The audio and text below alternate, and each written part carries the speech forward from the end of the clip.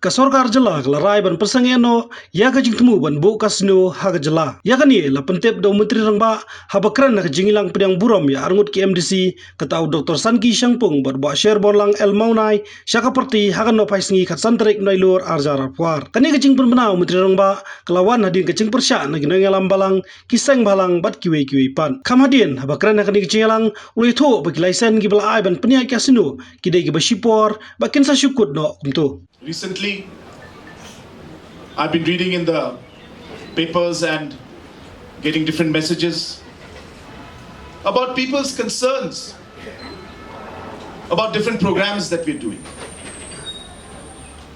There was a message that came to me saying that is it true that the state is going to go ahead with casinos in the state?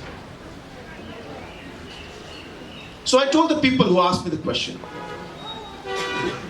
I said, in the beginning, when we started this entire exercise, the idea was to regulate existing gaming parlors. Today, there are multiple gaming parlors, we call them jackpot parlors. I think they're more famous by jackpot parlors. These jackpot parlors are running everywhere in the city and in different parts of the state.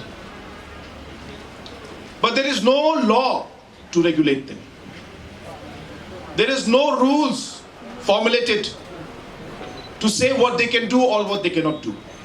And they've been functioning for 25 years. And there is no tax on them either. Hence they are completely functioning without any kind of regulation. And therefore, as a government, we felt it is important to regulate these different jackpot parlors.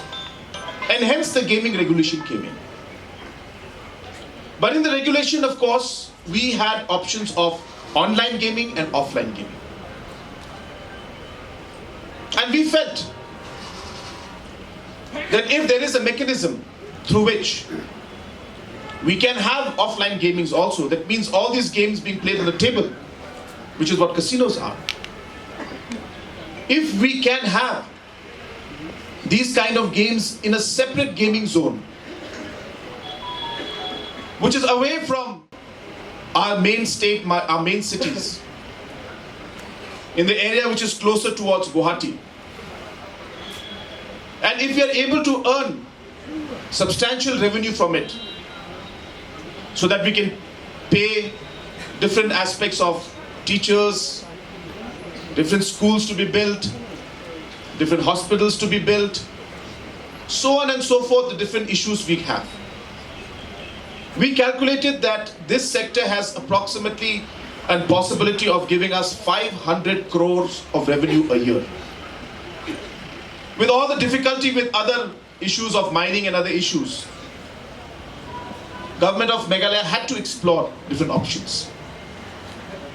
So we thought that if these gaming zones are away from the cities, away from the main part of the state, and in a specific area, confined to a specific location, and we ensure that locals cannot play there, then we will be able to get our revenue also, and we will be able to at the same time ensure that the social impact of these kind of things is not there on our youth and our citizens. And hence the process started. Some paperwork went on. But then we got calls from the people. We got messages from the church. We got messages from different organizations saying we need to think about this. And as soon as these messages came to us, we all sat down and discussed, and we said, we will have to discuss with the people first.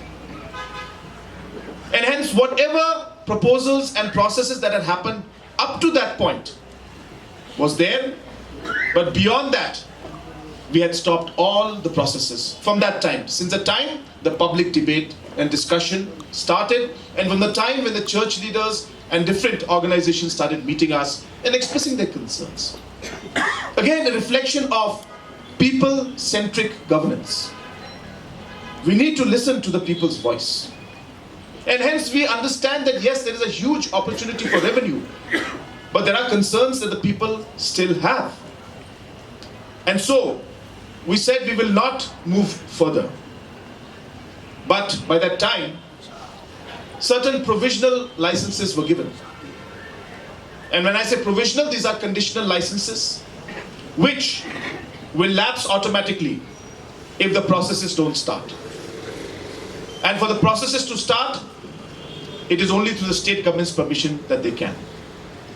And hence, when this public debate started, we immediately put a stop to any further paperwork to be done.